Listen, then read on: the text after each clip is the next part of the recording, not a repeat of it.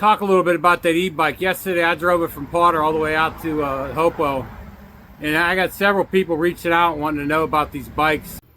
First thing I want to say about this bike, this is a serious machine. You know, if you're just looking for something to putz around on, this might not be what you're looking for.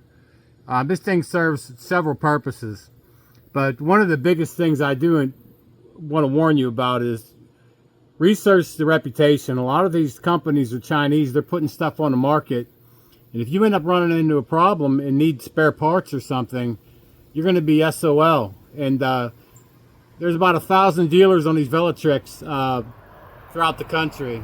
One of the things I really like about this bike is the app that you can control it with. You can actually find this bike with the Apple MyFind app, and you can actually, if you were to start riding on this, when you're done, it would show you basically your whole course that you went on, and you can share that with whoever you want to, is a JPEG or a picture file. The other thing that I like about this app is this bike has the capability of switching between torque and cadence mode on the fly, which is kind of unique to it. But with that app, you can go into your bike setting and you can change everything of your riding modes from eco to trail to boost. That rear rack you can hold up to 120 pounds. The total weight for this bike with the rider and whatever you're carrying is 560. The very first thing I did was get a left-sided mirror. There's no way to be riding out on these roads and stuff like that if you're not visible and you don't see what's coming up behind you. On the left side is where you're going to find with your thumb your throttle, and you can adjust the length of this and stuff like that so it feels comfortable for you. You're also going to notice some other settings here. These two right here will help you navigate the menu, but this is how you put your turn signals on. Also, you can go up and down in your power modes, and this button here gets you into your menu. There's also a hidden tab down in here where you can USB-C and connect to your phone if you need to power your phone. It's tucked up right underneath this area right here. I have a pretty decent light in the front. However, I did put an additional powerful one. And the thing about this light that I have, that's also a USB-C power bank. And right now I'm using another USB-C power bank because I'm outside to charge it up. I've got one of those Nest outs. Now that right there is a simple phone mount. And most people would probably have it set up with their phone facing them like this. But I don't use it that way. I modified it so that my phone is sitting like this and locked in. And you'll notice those 3 cameras down there are facing forward. That's how I get my forward facing footage when I'm riding. The tires that come on this thing are pretty aggressive. What I'm thinking about doing is going to a bike shop and having some of that green anti-puncture stuff put in. And you can change the brake pads on here. That is one item that I'm going to be going through, and I'm going to have to replace at some point in time, are the brake pads. It's got a Shimano gear system, so that if you would have to go to a local bike shop for any of that stuff, which I don't anticipate having to do, you could get it worked on. This area on the back of the bike, it has an air suspension set up for each rider, and there's a way to access it down in here. So if you're hitting something, not only you have air suspension in the front, but you've got this suspension in the rear. In the back of the bike, you've got some very, very nice braking system and turn lights. Now I leave that in a flashing type mode. Up here I added another type of a light too. And what this system does is it'll throw down on the ground alongside you a laser trail. It's basically giving people an idea of how far they need to stay away from you. This would be really good in the city.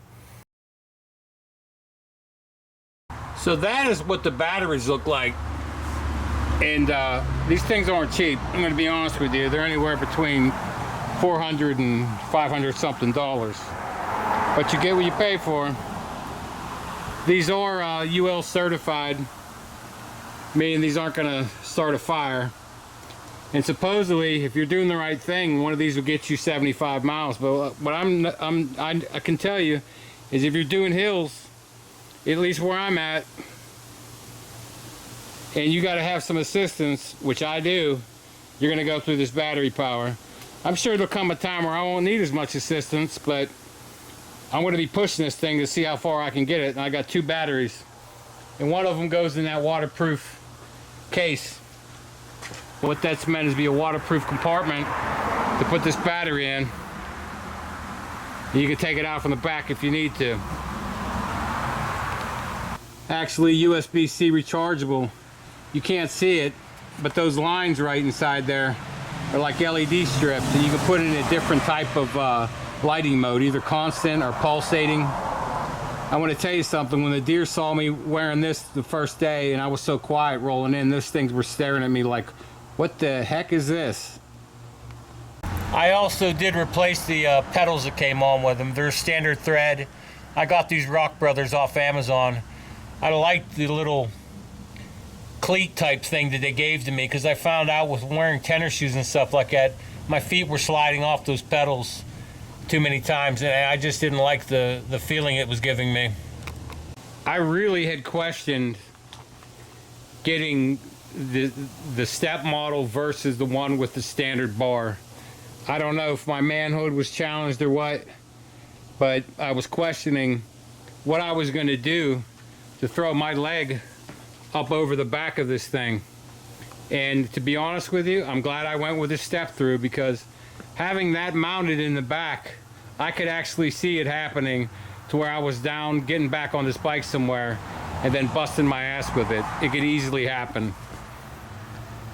The only thing is when I stop, being used to having a BMX type bike, sometimes you can actually kind of steady your bike between your legs using that bar.